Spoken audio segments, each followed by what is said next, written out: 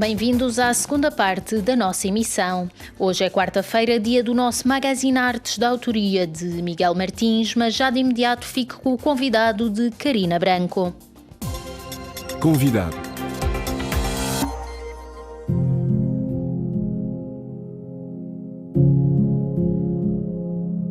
Bonjour à toutes et à tous. Merci beaucoup d'être là. Chama-se A Idade de Ouro do Renascimento Português, tem como palco o museu mais visitado do mundo, o Louvre, e é apresentada como a exposição que faz renascer o interesse pela arte portuguesa dos séculos XV e XVI, até agora pouco conhecida em França. Talvez por ser esta a primeira exposição que o Louvre consagra à pintura portuguesa desta época. A mostra reúne 15 pinturas religiosas de Nuno Gonçalves, Jorge Afonso, Cristóvão de Figueiredo, Gregório Lopes, mestre da Lourinhã, Frei Carlos e Francisco Henriques. Mestres para descobrir graças a uma colaboração entre o Museu Nacional de Arte Antiga de Lisboa e o Departamento de Pinturas do Museu do Louvre. O diretor do Museu Nacional de Arte Antiga, Joaquim Oliveira Caetano, comissariou a mostra ao lado da conservadora do Louvre, Charlotte Chastel-Rousseau. Joaquim Oliveira Caetano começa por explicar que esta é uma área que falta completamente ao Louvre e que as colaborações entre os museus é para continuar. Há uma vontade dos dois museus em colaborar e uma vontade em apresentarmos a pintura deste período, que é de facto uma pintura cuja divulgação o museu tem vindo a apostar desde a grande exposição de 2010 dos primitivos portugueses. Depois levámos à Espanha algumas escolhas. Temos notado um grande interesse e algumas histórias de arte mais recentes têm vindo a colocar cada vez mais pintura portuguesa dentro da história da pintura europeia. É uma área que falta completamente ao Louvre e foi mais ou menos pacífico desde o início que era esta época que íamos apresentar. A comissária do Departamento de Pintura do Museu do Louvre falou na possibilidade de uma cooperação mais prolongada, na possibilidade de uma sala de pinturas portuguesas. Como é que estão todos estes projetos? Quais são as perspectivas? Os outros projetos ver-se-ão aos poucos. Desta vez tivemos um empurrão que foi importante de haver este Festival da Saison Croisée. O catálogo permite também ter um estudo atualizado sobre a pintura portuguesa deste período numa língua mais acessível que o português, evidentemente, e esperamos que isto crie interesse até para outros projetos aqui e noutros museus. E porquê que lhe chamaram a Idade de Ouro da pintura portuguesa? Porque verdadeiramente é quando o Dom Manuel chega ao trono, que é numa altura do desenvolvimento máximo. Ele sobe ao trono em 95, o Vasco da Gama chega à Índia em 1498, por isso estamos no auge em que tudo mais ou menos está a ser definido, e ele tem uma necessidade de uma grande operação de propaganda para a afirmação do seu poder central, mas também para uma afirmação de Portugal como uma nova potência europeia e mostrar isso no quadro da Europa.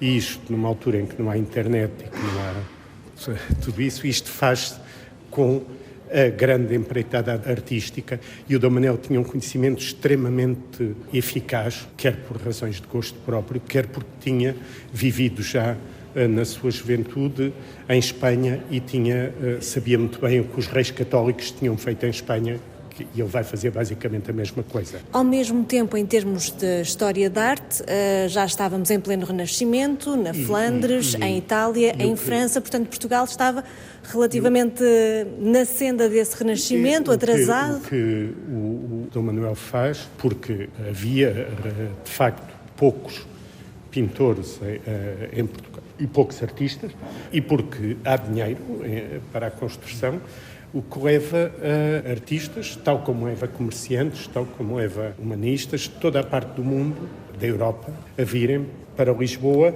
e são enquadrados dentro de um sistema. Isso é que é a novidade. Ou seja, o Dom Manuel cria uma vedoria das obras reais, que tem depois vedorias setoriais. Há uma vedoria, é a única vez que acontece na história portuguesa, para a pintura, feita com este Jorge Afonso à cabeça. Que ainda portanto, o Jorge Afonso que vai ser o pilar... Vedor e examinador das obras reais. Ele deve Ele escolhe os artistas, ele define os preços, ele define os programas, ele define quem é que pinta aqui, quem é que pinta ali, distribui Também é o os responsável pintores pela pelas importação obras dos reais. artistas flamencos, é isso? Em parte, e sobretudo, ele está diretamente relacionado, do ponto de vista familiar, com 14 dos mais importantes artistas do momento. Ou seja, cria um grupo extremamente coeso. De repente, há um grupo de artistas, que é os artistas que são utilizados pela corte, que dá esta arte extremamente refinada e extremamente bem ao gosto do encomendador, porque eles fazem parte desse gosto. Eles, ao entrarem, têm cargos diplomáticos, como de arauto, de passavante, organizam festas para a recepção de embaixadores, participam nos cortejos, organizam muito mais do que estas, mas também vêm ao teatro de Gil Vicente, ouvem os recitais poéticos, ouvem as pregações. Por isso, a cultura que eles vão adquirindo é uma cultura muito superior à dos artistas comuns. E, por exemplo, há na pintura de Jorge Afonso reflexos extremamente diretos e imediatos do teatro de Gil Vicente a que ele assistia, de quem ele era amigo. Há documentos que relacionam um com o outro. Portanto, estamos aqui, Esta Jorge adoração Afonso, dos a pastores adoração dos é a pastores. primeira vez que a adoração dos pastores é representada na pintura portuguesa. O povo, digamos assim, salta para a primeira vista. É feita em 1515 e é uma influência muitíssimo direta.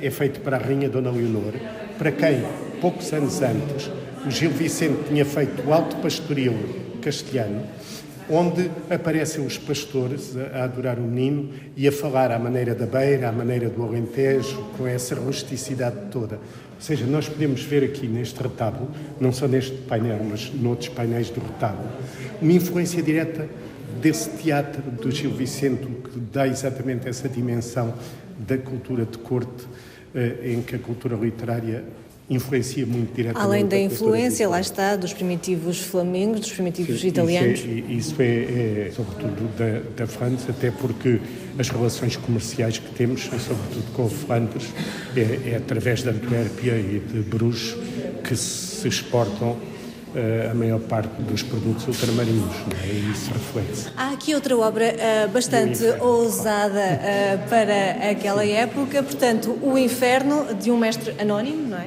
Sim, não há certeza de quem seja.